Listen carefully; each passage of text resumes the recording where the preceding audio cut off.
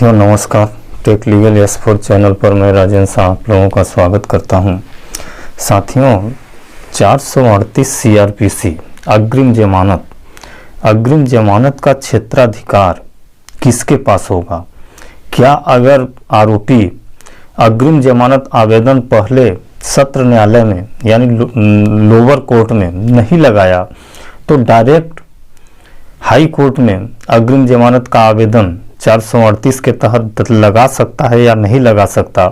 इस बहुत महत्वपूर्ण मैटर पर माननीय सुप्रीम कोर्ट ने अपील को स्वीकार कर लिया और इस अपील को स्वीकार करते हुए माननीय सुप्रीम कोर्ट के जस्टिस मनोज मिश्रा और जस्टिस अरविंद कुमार की खंडपीठ ने केंद्र सरकार को नोटिस जारी करके जवाब मांगा है और यह बोला गया है कि 438 के तहत क्षेत्राधिकार का प्रयोग करने वाले हाई कोर्ट के पास इस आधार पर इस तरह के आवेदन पर विचार नहीं करने का विवेक है कि आवेदन को पहले सत्र न्यायालय में आवेदन करना होगा।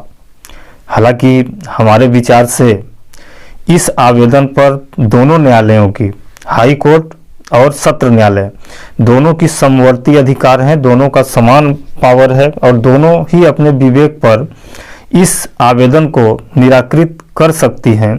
लेकिन फिर भी मार्च 2020 में इलाहाबाद हाई कोर्ट की 5 न्यायाधीशों की पीठ ने यह स्पष्ट भी किया है कि विशेष परिस्थिति में सत्र न्यायालय का दरवाजा खटखटाए बिना अग्रिम जमानत आवेदन हाई कोर्ट में लगाया जा सकता है।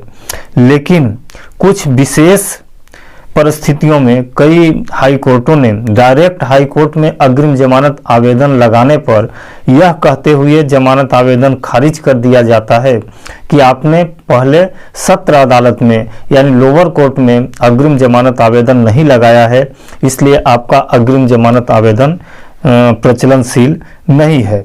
इस मुद्दे पर माननीय सुप्रीम कोर्ट ने केंद्र सरकार से पूछा है कि क्या इस पे इस तरह का गाइडलाइन होना चाहिए या नहीं होना चाहिए, इस पर क्या विचार है।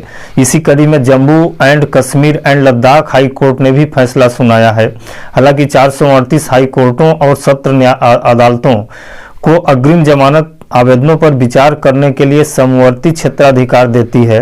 सामान्य प्रैक्टिस के रूप में इस तरह के आवेदनों पर हाई कोर्ट द्वारा विचार नहीं किया जाएगा जब तक कि गिरफ्तारी की आशंका जताने वाले व्यक्ति ने सत्र न्यायालय के समक्ष उपलब्ध उपचार समाप्त नहीं कर लिया हो।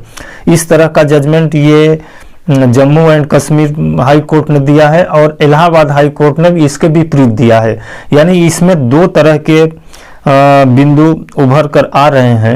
इन दो तरह के तथ्यों को, दो तरह के विधिक तथ्यों को समाधान करने के लिए माननीय सुप्रीम कोर्ट ने इस अपील को स्वीकार कर लिया है और इसको 6 हफ्ता बाद पुनः लिस्ट किया जाएगा और 6 हफ्ता बाद इसमें केंद्र सरकार से जवाब तलब किया गया है कि आखिर इस पर क्या होना चाहिए। जी दोस्तों नमस्कार।